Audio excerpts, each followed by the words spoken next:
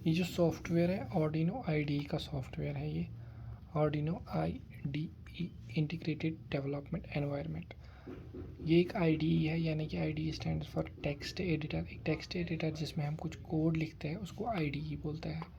तो यहाँ पे हम प्रोग्राम लिखते हैं। तो ये सॉफ्टवेयर जो है आपको फ्री में डाउनलोड हो जाएगा arduino.cc वेबसाइट पे। जब आप जाओगे वहाँ पे ये आपको फ्री में डाउनलोड हो जाएगा ये सॉफ्टवेयर आर्डिनो का। जब ये सॉफ्टवेयर डाउनलोड और इंस्टॉल कर लेंगे लैपटॉप में तो आपको कुछ ऐसा इंटरफेस देखने को मिलेगा, जिसमें यहाँ पे वाइड सेटअप लिख के होगा और वाइड लूप लिख के होगा। वाइड सेटअप में आप वही प्रोग्राम लिखते हैं इसको जो एक ही बार एग्जीक्यूट होता है। जैसे आपको प्रोजेक्ट चलाना है और उस पर पहले चढ़ना चाहिए कुछ डिज़ाइनड बाय समथिंग, फिर प्रोजेक्ट का डेटा डिस्प्ले होना चाहिए। तो जो आपको प्रोजेक्ट पे एक बार एग्जीक्यूट करना है कमांड, तो वाइड सेटअप में लिखी जाती है। और जो चीज़ हमें बार बार लूप में चलानी है, जैसे आपको कोई बटन है वो आप प्रेस करोगे उससे कोई लाइट ऑन होनी चाहिए, तो वो चीज़ हम लूप में लिखते हैं क्योंकि वो होना चाहिए बार बार जब आप वो बटन प्रेस करोगे। लेकिन अगर आपको कुछ चीज़ सेटअप करनी है एक बार, किसी चीज़ को इनपुट डिफाइन कर देना है, किसी चीज़ को आउटपुट डिफाइन कर देना है, LCD पे कुछ एक बार प्रिंट कराना है, फिर दूसरा डेटा प्रिंट होना चाहिए, तो वो चीज़ हम वाइड सेटअप में लिखते हैं। तो ये इसमें वाइड सेटअप और वाइड लूप है, इसमें बहुत सारा प्रोग्राम आ जाता है प्रोजेक्ट के हिसाब से। और उसके ऊपर हम इसमें क्या करते हैं, लाइब्रेरीज इंक्लूड करते हैं। हमें कुछ कंपोनेंट्स प्रोजेक्ट में यूज़ करने होता है, जैसे सर्वो मोटर यूज़ किया हमने, LCD यूज़ की हमने, DHT टेम्परेचर सेंसर यूज़ किया, या बहुत सारी चीज़ें जिनके लिए हमें लाइब्रेरीज इंक्लूड करनी पड़ती है। तो वो लाइब्रेरीज हमें वाइड सेटअप से ऊपर इंक्लूड करनी है। जैसे प्रोजेक्ट में सर्वो मोटर यूज़ करना है तो यहाँ पे हम लिखेंगे #include सर्वो, यहाँ पे लिखा #include servo.h। इससे क्या होगा, सर्वो मोटर की लाइब्रेरी इंक्लूड हो जाएगी। अगर हम प्रोजेक्ट में सर्वो मोटर यूज़ करते हैं तो उसकी लाइब्रेरी इंक्लूड करनी है। हम प्रोजेक्ट में LCD यूज़ करते हैं तो पहले पार्ट में, प्रोग्राम के पहले पार्ट में हमें लाइब्रेरीज इंक्लूड करनी होती है।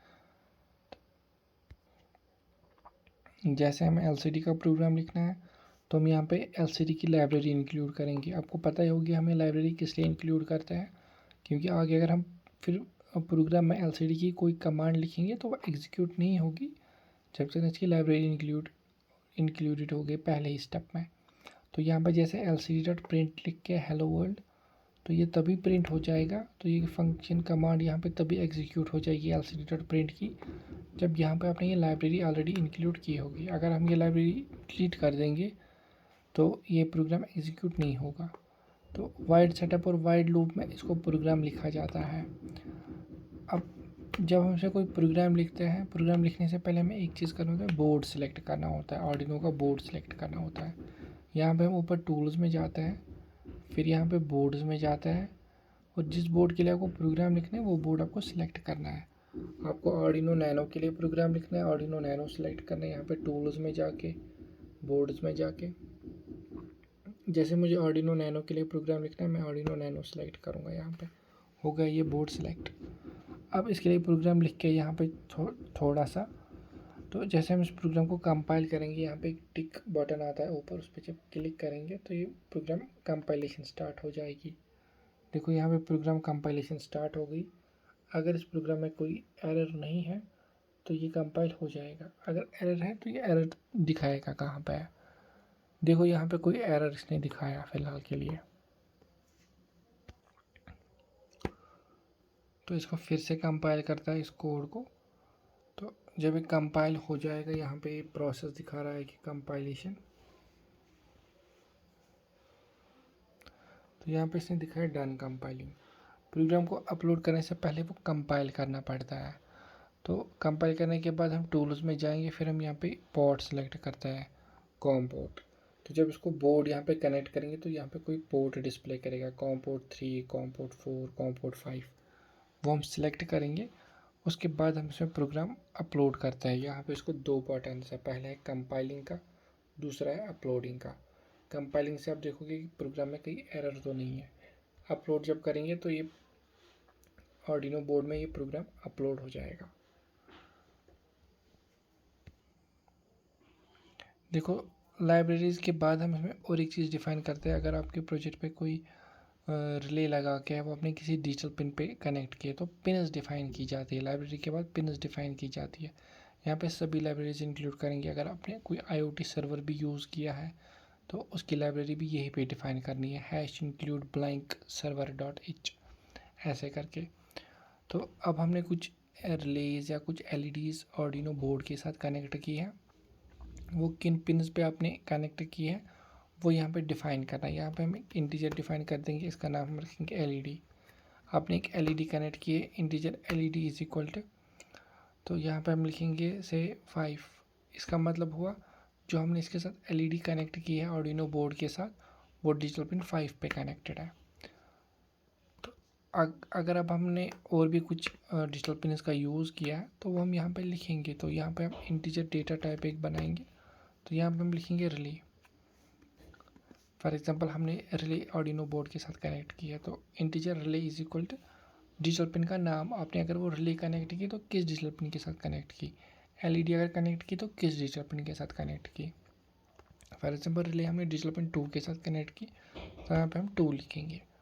तो इसका मतलब हुआ आपने डिजिटल पिन 5 के साथ आर्डिनो के डिजिटल पिन 5 जो है उसके साथ आपने कुछ चीज़ कनेक्ट की है, उसका नाम हमने यहाँ पे LED रखा है। तो नाम ऐसा ही रखना होता है जिससे आपको पता चल जाएगा कि ये कंपोनेंट क्या है इस डिजिटल पिन के साथ कनेक्टेड है।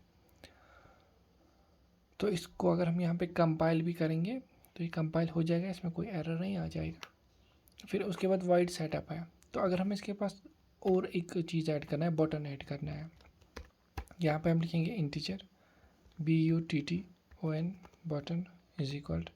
फॉर एग्जाम्पल हमने डिजिटल पिन 5 के साथ कनेक्ट किया बटन और स्विच।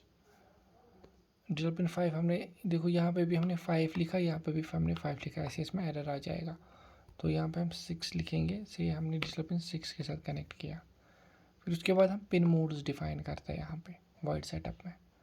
तो पहले स्टेप में हमने क्या किया, एक तो इंक्लूड की लाइब्रेरीज़, यहाँ पे हम इंक्लूड लाइब्रेरीज़ करता है और डिफ़ाइन पिन्स करता है, कौन सा सेंसर किस पिन के साथ कनेक्टेड है।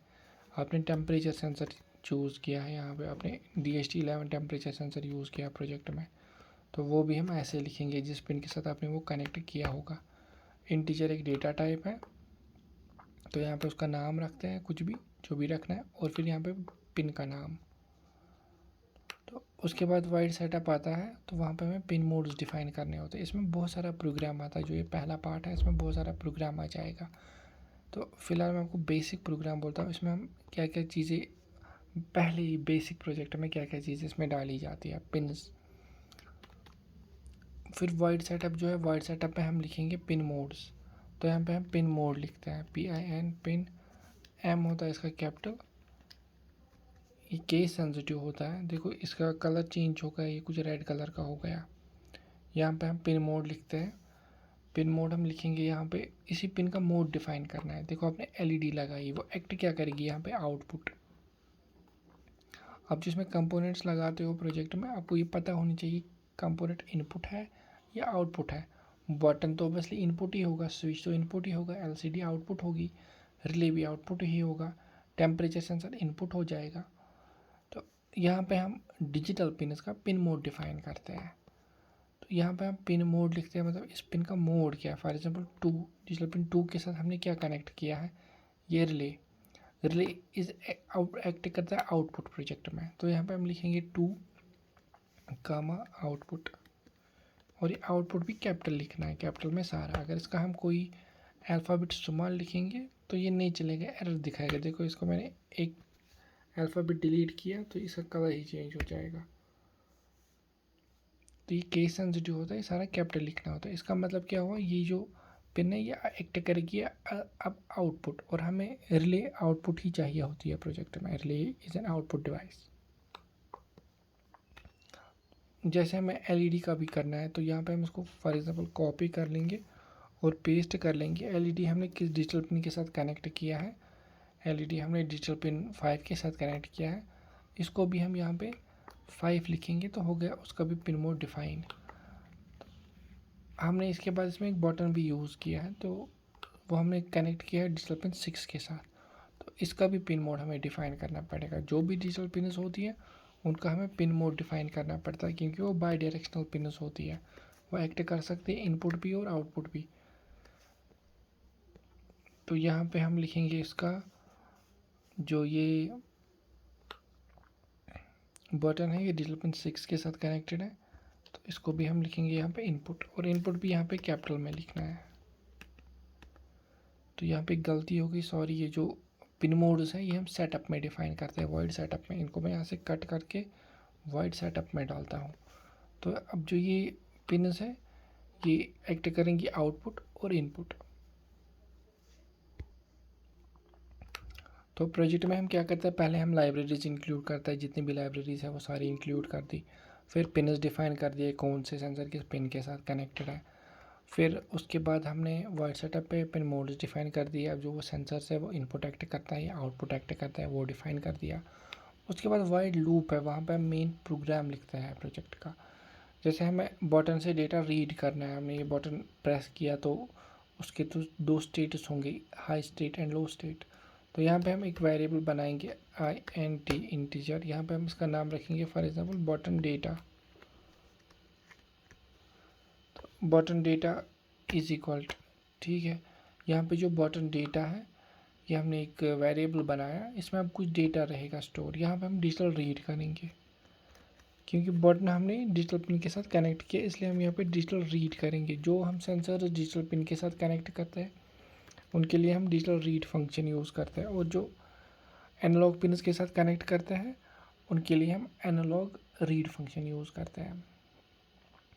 तो ये जो बटन है ये हमने किस पे कनेक्ट किया है, डिजिटल पिन 6 के साथ। यहाँ पे मैं लिखूँगा 6। तो डिजिटल पिन जो 6 से वो डेटा रीड हो रहा है और वो सेव हो रहा है इस बटन डेटा में, ठीक है।